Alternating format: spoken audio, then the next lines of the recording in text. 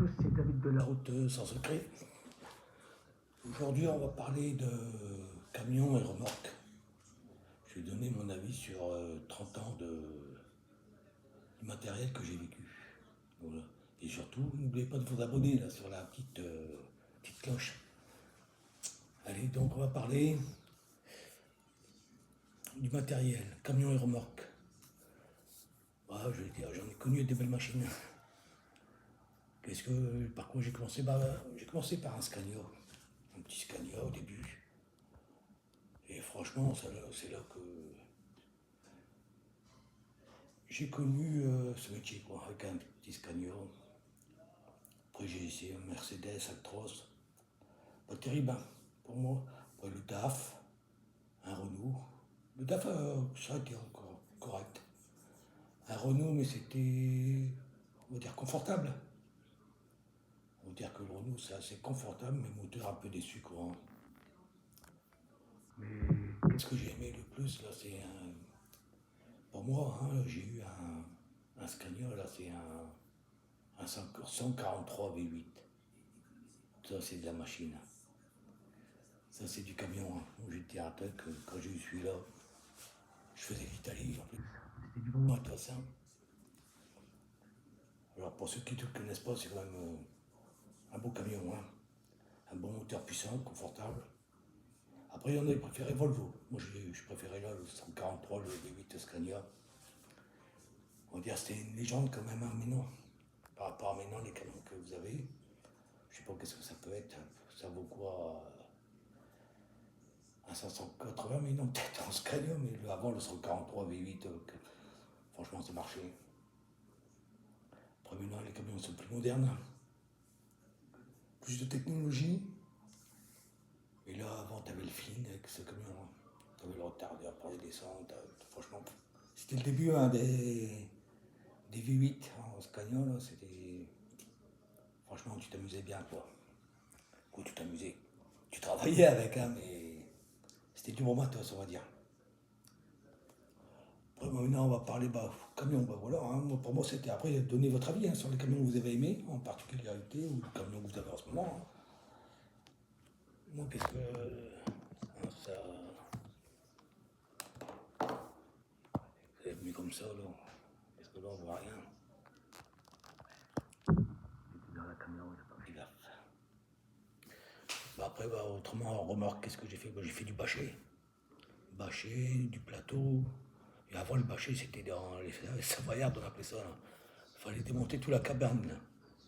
Là, c'était quand tu avais plusieurs clients dans la journée, qu'il fallait tout démonter, comme on disait. Là, c'était pas évident, quoi. Bon, maintenant, après, ça s'est amélioré avec les top cleaners, comme on appelait, là, avec les rideaux. Quand tu avais ça, ça allait bien. Quand c'était pas cassé, bien sûr. Donc, pareil, tu prenais soit du matériel, ça allait. Quand tu avais ton matériel attitré. Autrement, quand tu changeais souvent, moi, j'ai fait de l'attraction pour des sociétés en Belgique, là, que ça partait en Angleterre et tout. Donc, tu n'avais pas ta remorque attitrée, laisse tomber, c'était la galère. Hein. Tu étais aussi bien d'avoir une bâchée qu'une totlinière, parce que bien souvent, les totlinières, elles n'étaient pas respectées, ça coinçait, c'était bien tout pire que de démonter la cabane, quoi. Donc voilà, après, le frigo, j'ai fait du frigo aussi. Bon, ça c'est. Il y en a, ils vont adorer le frigo. Ouais, moi, j'en ai fait. Au début, il faut le temps de s'adapter. Hein. Après, c'est pas du mauvais travail non plus, mais voilà, c'est plus. Là, c'est les contraintes, les horaires, hein, surtout. Et puis, comme c'est beaucoup les rendez-vous. Rendez-vous pour livrer et tout ça, c'est beaucoup de contraintes en frigo, tu es obligé de respecter au maximum. Hein. Après, bâcher, du plateau aussi, mais ça, c'est après pareil. Hein. En ferraille, beaucoup de ferraille en plateau. Pareil, hein, il faut bâcher aussi, souvent. Je faisais de la bobine, quoi. En plateau pour l'Angleterre. Autrement, qu'est-ce que j'ai préféré, moi, et qu'est-ce que j'ai fait pendant pas mal d'années, c'était un pulvé. Citerne pulvé. Ça, pour moi, ça, c'est qu'est-ce que j'aimais le mieux. C'est ça, t'as qu'un seul client, quoi. Souvent, hein, après, c'est déjà arrivé que tu avais plusieurs clients. Hein. Après, non.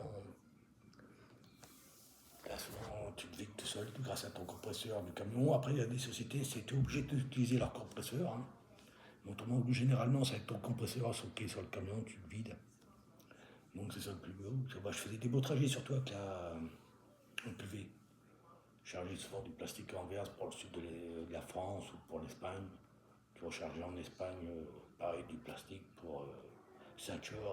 Après tu étais à ceinture, tu rechargeais du blé pour la Belgique. Bon, franchement, c'était du beau travail. Je faisais mon tour à la semaine. Après, je chargeais encore du sucre en Belgique là, pour la Suède. Donc, c'était tout des beaux trajets en PV. Franchement, pour moi, c'était le mieux. Le mieux. Après, citerne alimentaire, j'ai jamais fait. Mais pareil que c'est pas mal aussi, ça. Hein. Pareil, là, tu vois, les week-ends aussi. Hein. Mais même pareil pour la Suède, hein, partais charger le dimanche en Belgique. Puis tu montais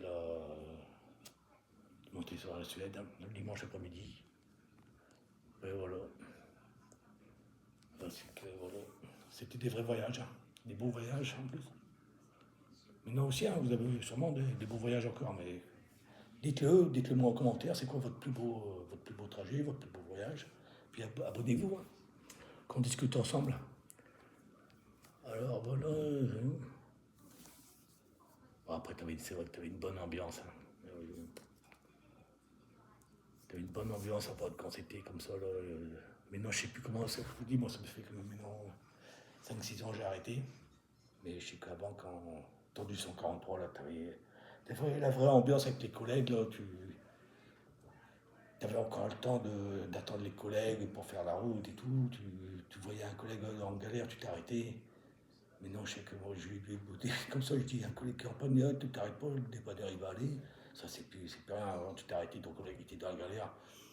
Tu l'aidais à changer son pneu, hein, tu l'aidais à réparer et tout. C'était une vraie ambiance, quoi. Mais maintenant, je sais que c'est pas le chauffeur qui est, hein, c'est le dispatch qui est derrière, à taper sur le dos, là, faites vite, faut livrer aussi. Ils sont là à faire du chiffre, du chiffre. Mais avant, t'avais quand même l'humain qui passait, quoi. T'avais une entraide, quoi. C'était pas mal. Après, voilà. Un petit conseil aux jeunes, ben voilà, qu'est-ce que je pourrais dire, si vous débutez, prenez le temps de connaître votre matériel. Chaque remorque a ses avantages, ses inconvénients, ses particularités, quoi. Hein. Puis n'hésitez pas à demander surtout aux anciens, ils sont là pour ça. Hein, les mecs qui ont 30, 40 ans de route, même 20 ans de route, ils vont vous expliquer. Faut pas avoir peur, ils sont là. Ils sont pas là pour ça, mais ils vont être fiers de vous expliquer comment ça marche, tout ça. Hein. Et ils vont vous donner envie d'aimer le métier. Si tu tombes sur des bons gars comme moi j'ai tombé, ils vont te donner envie d'aimer le métier, si tu as du bon matos, tout ça, tu verras. Après, c'est la boutique aussi qui fait que tu es bien ou tu pas bien. Hein. Donc voilà. Après, c'est quoi? C'est mon avis. Hein.